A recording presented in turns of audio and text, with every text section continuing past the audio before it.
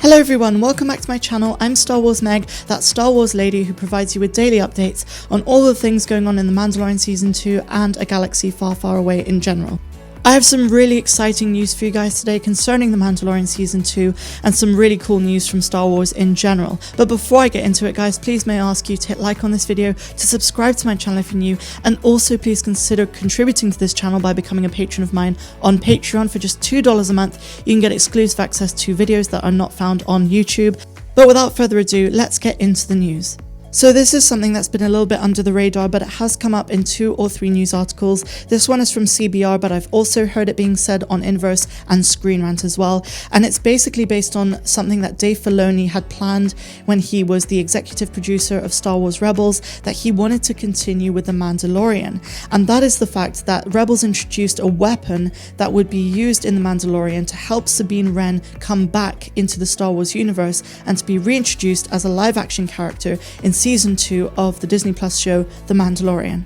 Star Wars Rebels took place roughly 15 years after the rise of the Empire. The series chronicled the slow formation of the rebellion as fans would come to know it in A New Hope, and introduced plenty of new fan favourite characters such as Ezra Bridger, Zeb and Sabine Wren. Sabine comes from the planet Mandalore, home of the legendary Mandalorian warriors. Although she spent some time training to become a member of the Empire, she eventually turned her back on her people and found a new family in the crew of the Ghost. While she may not have been with the Empire for long, she was still able to design a weapon for them, one that could end up returning in The Mandalorian Season 2. In the opening 2-part episode of Season 4, Heroes of Mandalore, Star Wars Rebels revealed that Sabine Wren had designed a weapon called an arc pulse generator. The weapon is outfitted to a 2-legged walker, and it creates an electrical pulse that can incinerate the Mandalorian's Beskar armor. The warrior's iconic armor is impervious to most attacks, but the arc pulse generator is the one thing they simply cannot survive. In fact, in 0 Hour, the Empire activated the machine and it pulverized Mandalorians, leaving nothing but ash behind. Sabine was so horrified by her designs being used to take out her own people that she led a group of heroes comprised of Bo-Katan, Ezra, and many more Mandalorians to destroy the weapon. Thankfully, they were successful. The plans for the device were erased and Mandalore was freed. This weapon, or something very close to it, will return in Season 2 of The Mandalorian because this is something Dave Filoni had planned all along. After all, in its first season, the television series showed the importance of Beskar material, its significance to the people of Mandalore, and the protection it delivers. Din Djarin may have begun the season with an armor that was mostly cobbled together, but by its end, he had a shiny new Beskar set. There aren't many weapons that could take him out going forward, but the return of the arc pulse generator poses a very real threat. Sabine and her friends might have destroyed the weapon, but someone like Moff Gideon could always have access to the backup of its designs, and with rumours of Sabine Wren appearing in the Season 2 of The Mandalorian through Sasha Banks, the return of her most dangerous invention could explain how the character becomes involved in the show. Dave Filoni is a master of planning plot points before they even happen, and with The Mandalorian Season 2 coming up, it's very likely he's going to use plot points from Rebels to explain the return of some characters including Ahsoka Tano, Sabine Wren, and more. So before I move on to the next news article guys, what do you think of this? I think this is really exciting and it does make sense. I've always been a big fan of Star Wars Rebels and I do see this being one of the most viable ways we could see the return of Sabine Wren.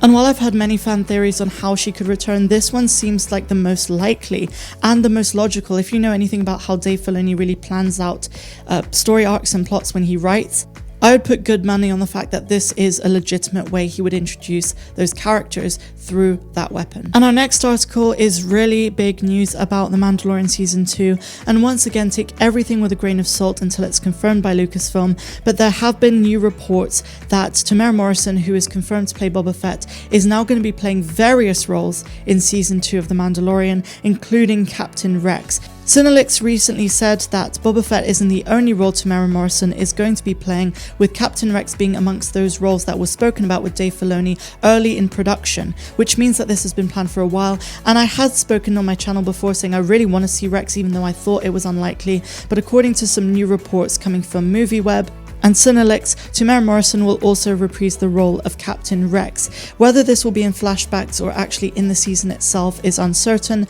but this is really exciting news for Mandalorian fans such as us, such as you guys who obviously watch my channel. And I really wanted to share that with you because this is huge news and I have spoken about Rex a couple of times on my channel. So the article states that according to reports, Captain Rex is going to appear in The Mandalorian Season 2, and this would make a great deal of sense. All of the clones were modelled after Jango Fett, who was played by Temuera Morrison in Attack of the Clones, so why not have the same actor play Rex as well? This has been an idea that's been bounced around between Jon Favreau and Dave Filoni for quite some time, and the fact that Temuera Morrison is stated to be playing various roles in The Mandalorian Season 2, it only makes sense for him to be playing the role of Commander Rex in Season 2 of the Lucasfilm show. Now, of course, it could turn out that Temuera Morrison would be playing other roles and it's not Commander Rex that they're speaking about, but that would make zero sense. Why would they have Temuera Morrison playing Boba Fett and various roles if it's not going to be people who look identical to Boba and Jango because they were all cloned after the same person, which therefore means Commander Rex. And in a quite huge way, this allows another in for Ahsoka Tano to return to Season 2, so we have even more things to be excited about as a Star Wars fanbase. And so we move on to our next article, and it concerns Keira Knightley. In case you don't remember, she played Sabe in episode 1 The Phantom Menace back in 1999, and in a recent interview she stated that she couldn't even remember the character she played in episode 1, stating that she was pretty convinced that she played Padme, which is obviously not true because that was Natalie Portman. And as Star Wars fans, that's really funny because we're very, in depth with what's going on in the galaxy far, far away. We know our stuff. So when you see someone who was actually in the film playing, not a significant role, but a role that was on screen nonetheless, it is very entertaining to see that they couldn't even remember the character they played. So it states, Keira Knightley remembers so little about her role in episode 1 that an interview had to tell her the character's name. Originally introduced as one of the handmaidens, Sabe also takes on the role of Padme's decoy throughout the movie. Knightley was cast for her physical resemblance to Portman at the time and was convincing enough in the role to even fool some audience members when she was under the makeup. Once she became a big star, fans remembered her in Star Wars The Phantom Menace, and the character has become something of a minor icon in the Star Wars universe as a result. I'm not too sure about that last point that Screen Rants say, but she is somewhat memorable if you like The Phantom Menace and the prequels as a whole. I don't have too much to say on this, I just think it's pretty funny. So let's look at exactly what she said. She states, "Who did I play? Was I not Padme? No, you were the handmaiden Sabe," says the interviewer. "Oh, I was Sabe? Okay. Did you know I saw the film once? I think I was 12 when I did it, and I saw it the year after I never seen it again. So I played Sabe and she didn't die, okay? I hope she lived a long and happy life somewhere on a planet far, far away." I'm not too sure why, but this makes me really want to do a Star Wars Explained video about what happened to Sabe and her life in general. I'm sure Wikipedia has a whole hell of a lot of information about it. So that is all I have for you guys today. Some really exciting news from The Mandalorian Season 2, as well as a little anecdote there about Keira Knightley.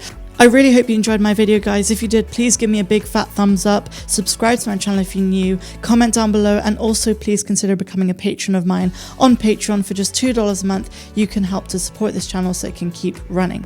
I'm Star Wars Meg, and I wish you a fantastic rest of the day, no matter where you are in the galaxy. Have a good one.